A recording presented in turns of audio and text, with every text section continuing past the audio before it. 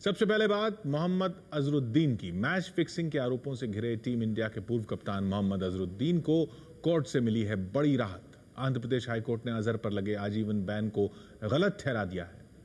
12 साल पहले दक्षिण अफ्रीका के कप्तान हैंसी क्रोनिये के खुलासे के बाद अजहर पर बैन लगाया गया था। अजहर फैसले से खुश हैं, लेकिन सवाल यह भी है कि क्या कभी देश में फिक्सिंग नहीं हुई? क्या अजहर ने फिक्सिंग नहीं की?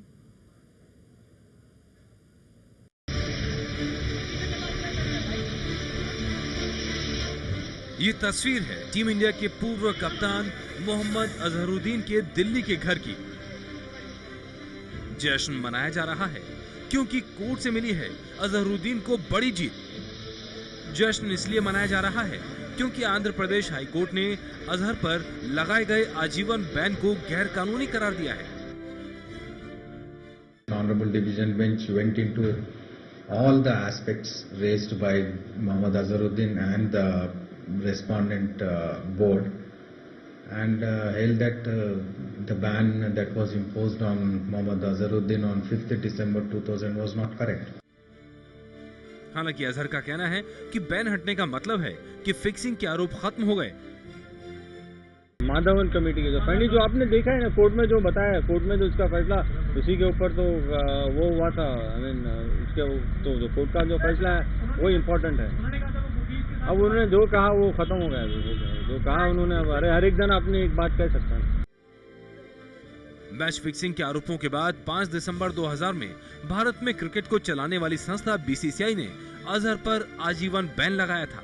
उस समय के बीसीसीआई अध्यक्ष एसी मुथैया, उपाध्यक्ष कमल मुरारका और केएम राम प्रसाद की समिति ने बैन लगाने का फैसला किया था।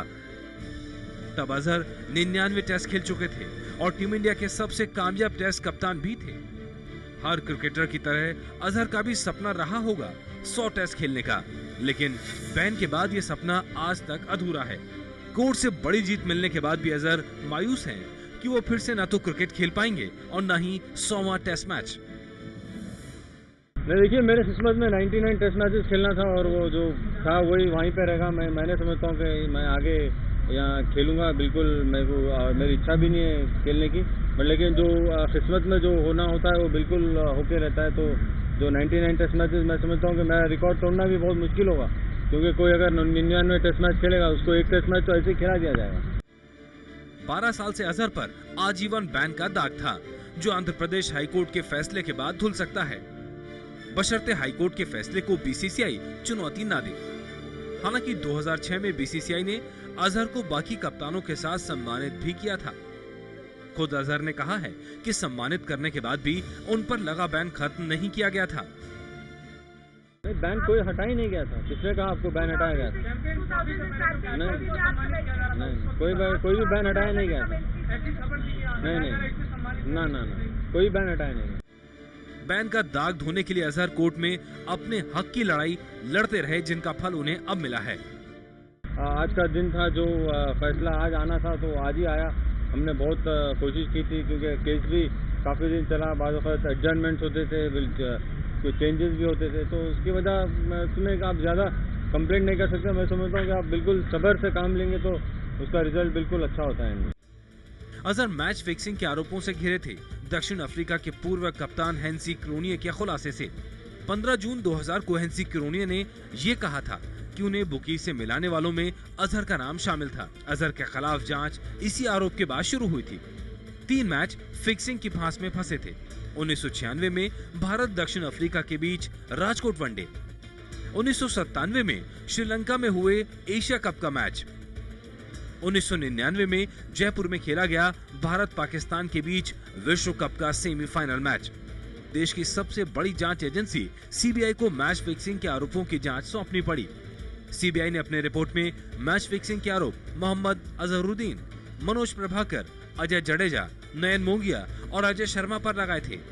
सीबीआई ने अपनी रिपोर्ट में लिखा था कि अजहरुद्दीन ने मैच फिक्सिंग की बात मानी थी। हालांकि अजहर बाद में सीबीआई को दिए बयान से मुकर गए थे।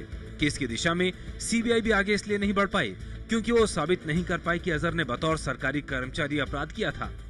बीसीसीआई ने खुद भी अजहर पर लगे आरोपों की जांच कराई। पूर्व सीबीआई अधिकारी के माधवन ने बीसीसीआई के लिए जांच की। अजहरुद्दीन की भूमिका के बारे में माधवन समिति ने 340 पेज की जांच रिपोर्ट के 163वें पैरा में लिखा था। अजहर के एमके गुप्ता, अजय गुप्ता, ज्ञान गुप्ता, अमीश गुप्ता जैसे बुकी के साथ नजदीकी संबंध थे और वो मैच फिक्सिंग में शामिल थे। अजहर राष्ट्रीय स्तर के खिलाड़ी होते हुए भी बुकी के साथ अनुचित संबंध रखने के दोषी हैं। भारतीय टीम के कप्तान होते हुए अजहर का व्यवहार संगीन है और उन्होंने क्रिकेट को प्यार करने वाले देश के लोगों के साथ घिनौना व्यवहार किया है। सीबीआई की जांच। अजहर के कबूलनामे। माधवन कमेटी की जांच रिपोर्ट के बाद भी कानूनी तौर पर अजहर कभी सजा के हकदार नहीं बने। बीसीसीआई ने बैन लगाकर उनका क्रिकेट करियर तो खत्म कर दिया, लेकिन कानून के मुताबिक सजा नहीं दिला सकी। भारतीय क्रिकेट से जुड़े लोग अब बीसीसीआई को ही कटघरे में खड़ा कर रहे हैं। बोर्ड है गुरूर में अंधा हो गया है और उसको समझ नहीं आता कि किस समय किसके ऊपर किस प्रकार से क्या आरोप लगाए जाने चाहिए या क्या सही या क्या गलत है। सिर्फ ये अब हिंदुस्तान के बोर्ड में ऐसा होता है कि ये अपने आप ही इंक्वायरी कर लेते हैं। ये जज, जूरी और प्रोसिक्यूटर तीनों अपने आप बन जाते हैं।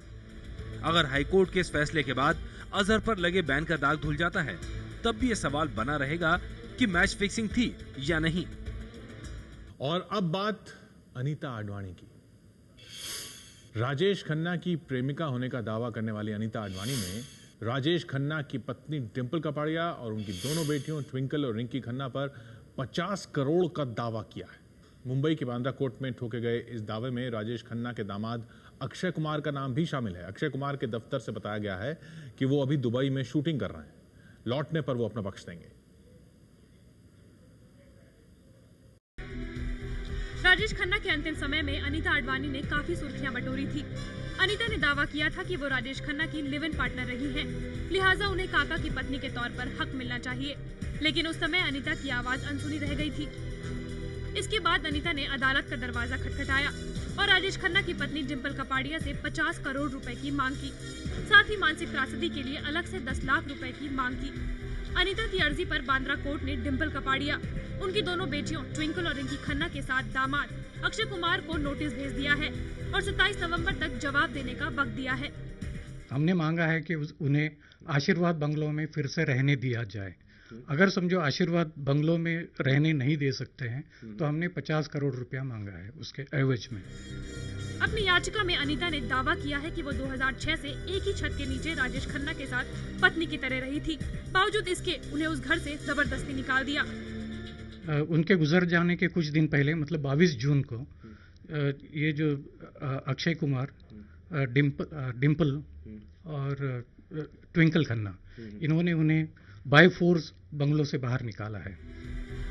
अनीता ने अपनी अर्जी में ये भी लिखा है कि एक दिन बालाजी की मूर्ति के सामने राजेश खन्ना ने उन्हें कड़ा पहनाया था और कहा था कि डिंपल से उनका तलाक नहीं हुआ है, लिहाजा वो उसे मंगलसूत्र नहीं पहना रहे हैं। लेकिन डिंपल से तलाक लेते ही वो विधिवत शादी करेंगे। अनीता के मुताबिक वो राजेश खन्ना के लिए करवा चौथ का व्रत रखती थी। हमारे पास बकायदा एविडेंस है, प्रूफ है उसका। किस तरह के प्रूफ्स है? फोटोग्राफ्स हैं, वीडियो रिकॉर्डिंग्स है और वो जो बंगलो है वो रिपेयरिंग हो रहा था। ये मेरा क्लाइंट उनके साथ रहने लगे, उसके बाद ये रिपेयरिंग स्टार्ट किया गया, तो उसका सब बिल्स वगैरह सब कुछ है। अनीता ने बांद्रा कोर्ट में दी गई याचिका के जरिए राजेश खन्ना के बंगले में छूटा अपना सामान भी वापस मांगा है और बांद्रा पुलिस थाने से सुरक्षा की गुहार लगाई है।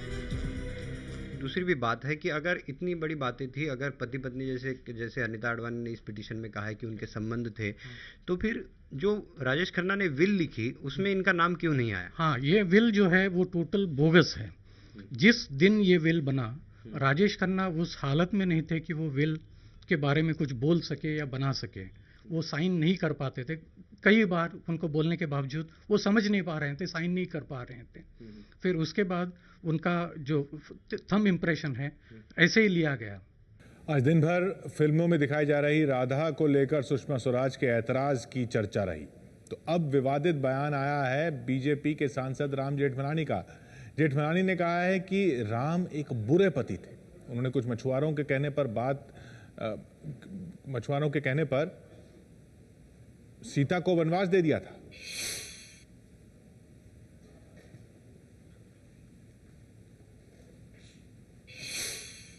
राम जेठमलानी का विवादित बयान आया है। बीजेपी सांसद राम जेठमलानी, जो अभी कुछ दिन पहले नितिन गडकरी का विरोध जताने की वजह से सुर्खियों में रहे, आज उनका विवादित बयान आया है कि राम एक बुरे पति थे, राम को बुरा पति बताया।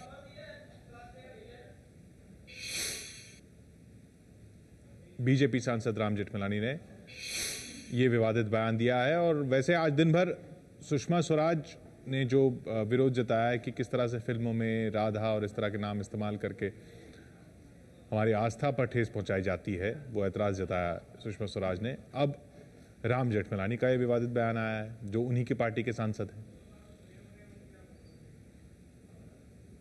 Ram was a very bad husband, incidentally. I don't like him at all. How could he, just because some fisherman said something against the poor woman, he sent her into Banwas?